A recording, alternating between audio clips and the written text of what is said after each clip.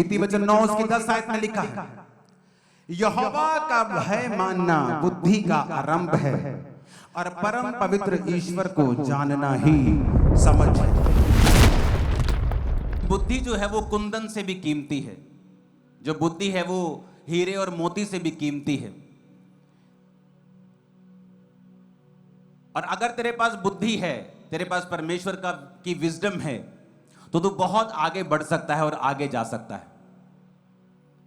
हम बाइबल में से कुछ एग्जाम्पल्स अगर देखते हैं, डैनियल की एग्जाम्पल जिस तरह हमने बाइबल में देखी है, तो वचन ये कहता है कि जो डैनियल था उसमें परमेश्वरीय बुद्धि थी। तो बुद्धि कितने तरह की होती है?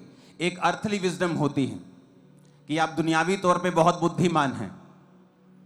कुछ लोग अनपढ़ होते हैं लेकिन मैथ का उनको बड़े तगड़े तरीके से हिसाब किताब कर लेते हैं। मेरे रिश्तेदार हैं, आड़तीये हैं कई, और कई तो जो बुजुर्ग थे बहुत पुराने, एक भी क्लास नहीं पढ़े थे, लेकिन लाखों रुपए का हिसाब, उस जमाने में भी लाखों, अब को लगा लो करोड़ों का हिसाब बिना कैलकुलेटर के हाथों से कर लेते थे।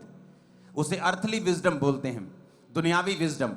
एक होती है इंटेलेक्चुअल विजडम, यानी पढ़ाई की विजडम, जो आप पढ़ाई करके हासिल करते हैं। एक होती है हेवनली, खुदा की ओर से स्पिरिचुअल विजडम।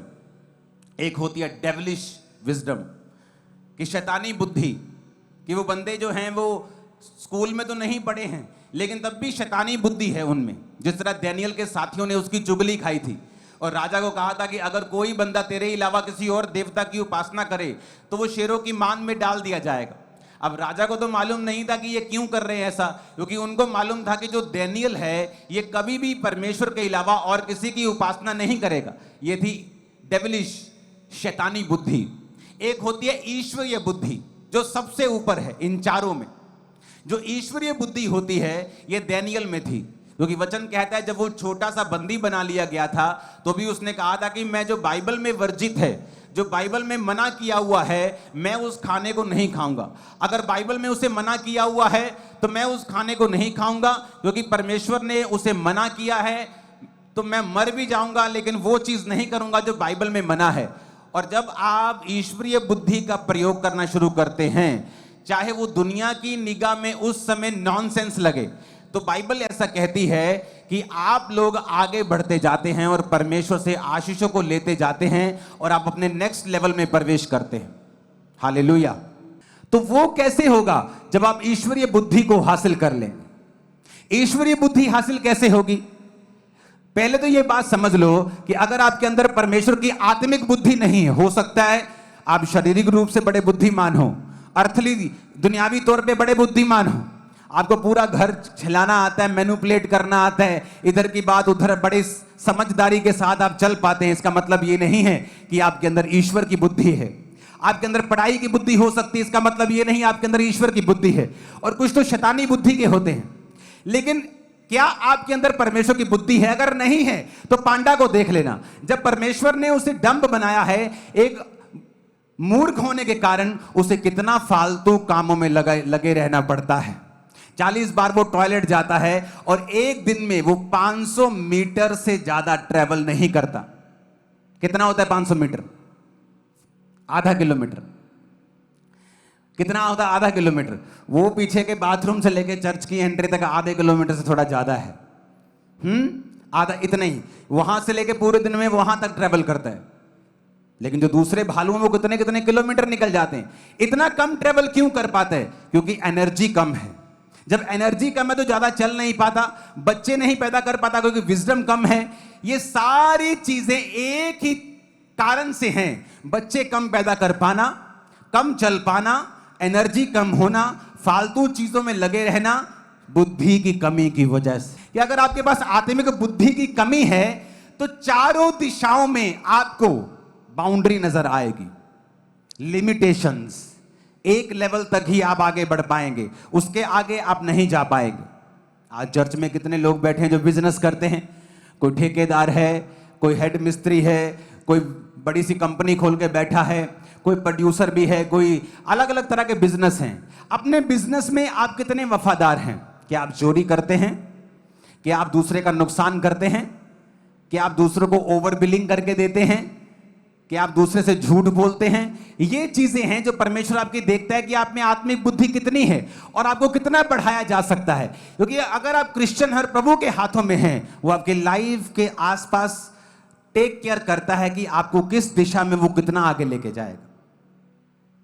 लोग शारीरिक बुद्धि से अमीर हो सकते हैं, मिलियंस ऑफ फॉलोअर्स पाके भी बाद में वो सुसाइड कर लेते हैं।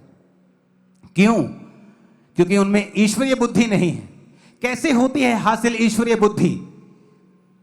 पहली बात, चाहे आप इस दुनियावी तौर पे मूर्ख हो, आप इंटेलेक्चुअल तौर पे ना पढ़े लिखे हो, तब भी आप बुद्धिमान हो सकते हैं। कैसे? जो बाइबल में वचन लिखा है उसे मानना शुरू कर दें। पढ़ें, वचन को पढ़ें, वचन को फॉलो करें, वचन को पढ़ें, वचन को फॉलो करें।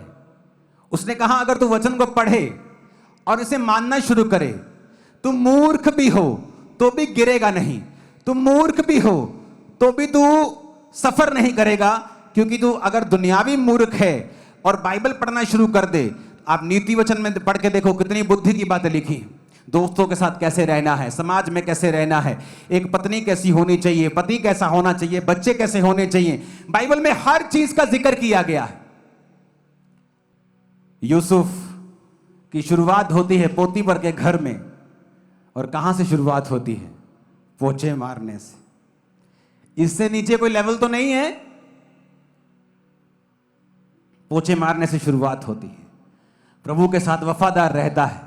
मालिक देखता है कि यार ये इस नौकर को मैं जहां रखता हूं यार बड़ा अच्छा काम करता है, जहां मैं इसको रखता हूं यार बड़ा अच्छा रिजल्ट देता है। उसकी ड्यूटीज बढ़ाता गया, ड्यूटीज बढ़ाता गया, ड्यूटीज बढ़ाता गया, और एक दिन वही यूसुफ उस देश का प्रधानमंत्री था, पोतीफर से भी ऊपर। पोतीफर ने क्या किया? उसकी पत्नी ने झूठी गवाही दी, ये मेरे साथ गलत काम करना चाहता था, मैं बड़े भाग के जान बचाई है। और यूसुफ को पता था ये झूठ है, तू मेरे साथ सोना चाहती थी, मैं नहीं। और पोतीफर ने गुस्से में आकर उसे जेल में डाल दिया। वहां भी उसने कुछ नहीं किया, प्रभु के साथ वफादार रहा, और जेल में भी जेलर ने उसे खाने पीने का प्रधान बना दिया। फिर राजा ने उसे एक दिन बाहर निकाला और अपने स्वप्न को बताया, और यूसुफ ने उसका अर्थ समझाया, और यूसुफ प्रधानमंत्री बना। जब वो प्रधानमंत्री बना तो उसी पोतीफर को, जो उसका बॉस था, जिसने उसे गलत जेल में डाला था, उसको मृत्यु दंड वो दे सकता था, उसकी बुरी हालत कर सकता था, पतली हालत कर सकता था। तो उसके पास पावर थी कि पोतीफर की अब ऐसी की तैसी फेर सकता है। लेकिन जो स्पिरिचुअल विजडम रखता है वो ऐसा नहीं करता।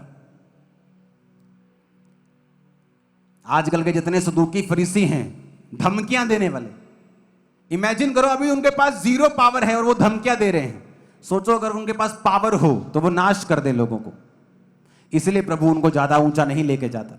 बातें ऊंची ऊंची जितनी मर्जी करी जाएं, रिजल्ट टेस्टिमनीज लाइफ में वो काम कभी नहीं वो देखते। इसलिए मैंने कहा अगर आपके अंदर स्पिरिचुअल विजडम है, आपको टेंशन लेने की जरूरत नहीं।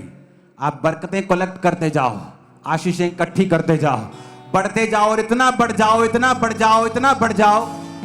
कोई कितना पत्थर मार लेगा, कोई 10 फुट तक मार लेगा, 20 फुट तक मार लेगा, 50 फुट तक मार लेगा, 100 फुट तक मार लेगा। तुम 10 किलोमीटर ऊपर चले जाओ, 20 किलोमीटर चले जाओ, 50 चले जाओ, पत्थर पहुंचेगा नहीं। तुम उनकी औकात से परे हो जाओगे। हालेलुया। लेकिन तुम जब पावर में होते हो और किसी का नुकसान कर सकते हो और नहीं करते, इसका मतलब तुम वचन को जान गए हो। नीति वचन 9 उसकी 10 आयत में लिखा है, यहोवा का भय मानना बुद्धि का आरंभ है, और परम पवित्र ईश्वर को जानना ही समझ है। नीति वचन 12 उसकी 15, मूढ़ को अपनी चाल सीधी जान पड़ती है, परंतु जो सम्मति मानता है वह बुद्धिमान है। भजन संहिता 19 उसकी 7, यहोवा की व्यवस्था खरी है, प्राणों को बहाल करती है, यहोवा के नियम विश्वास योग्य हैं, साधारण लोगों को बुद्धिमान बना देते हैं। आप साधारण हैं, उसने कहा मेरे नियम विश्वास योग्य हैं, मैं तुझे बुद्धिमान बना दूंगा। तुझे लोग मूर्ख कहते हैं तो बाइबल पढ़नी शुरू कर, और बाइबल को अपने नियम में, अपने जीवन में लागू करना शुरू कर। मैं तुझे बुद्धिमान बना दूंगा। ऊंची आवाज में हालेलुया बोलो।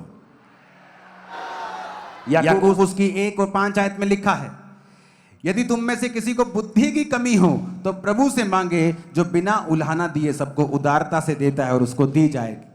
प्रभु ने कहा अगर बुद्धि की कमी है तो किससे मांगना है? मुझसे। मैं तुझे बुद्धि दूंगा। तुम बुद्धि मांगोगे, मैं बुद्धि दूंगा। मैं वचनों के भेद को खोल दूंगा, वचन तुम्हें समझ आएंगे। और जब तुम परमेश्वर की बुद्धि तुम्हारे अंदर आना शुरू कर देती है, सब तरफ से तुम बढ़ना शुरू कर दोगे। तुम्हें समझ आएगा कि अच्छा मेरी हीलिंग क्यों नहीं हो रही, ओह अच्छा मेरी लाइफ में कमजोरी क्यों है, मेरा शरीर कमजोर क्यों है। बहुत से विश्वासी हैं, कंप्लेंट करते हैं आके, मुझे ये वाले शरीर में ना ये वाली दिक्कत बहुत है, और साथ में ये भी बताएंगे मैं ना थोड़े थोड़े दिनों से व्यभिचार से टेकता रहना, पापा जी प्रे करियो। वो खुद बताते भी रहेंगे कि मुझे इस पाप में गिरने की आदत है, और साथ में ये भी बताएंगे कि मेरे शरीर में प्रॉब्लम है। लेकिन उन्हें ये कनेक्शन समझ नहीं आ रहा कि उसी व्यभिचार की वजह से ये प्रॉब्लम तुम्हारे शरीर में है। तुम किससे नफरत करते हो सकता है उसके कारण तुम बीमार रहो। नीति वचन 2:4 में लिखा, बुद्धि को चांदी के समान ढूंढ और गुप्त धन के समान उसकी खोज में लगा रहे। खोज करनी है बुद्धि की, वचन में खोजना है मुझे क्या करना है, मेरी लाइफ में परमेश्वर क्या चाहता है। इसलिए कहा अपने यहां हाथ रखो, बोलो प्रभु आज से स्पिरिचुअल बुद्धि मुझे दे दे, मैं मूर्ख ना रहूं। यीशु मसीह के सामर्थी नाम में है, आमीन। ऊंचा ये आशीष हमारी। परमेश्वर के गहरे वेदों को परमेश्वर के दास के द्वारा जानने के लिए और ऐसी और नई वीडियोस को देखने के लिए हमारे YouTube चैनल को सब्सक्राइब करें और साथ में बेल आइकन को प्रेस करें, ताकि ऐसी और नई वीडियोस की नोटिफिकेशन सबसे पहले आप तक पहुंच सके। जुड़े रहें परमेश्वर की हजूरी के साथ। God bless you.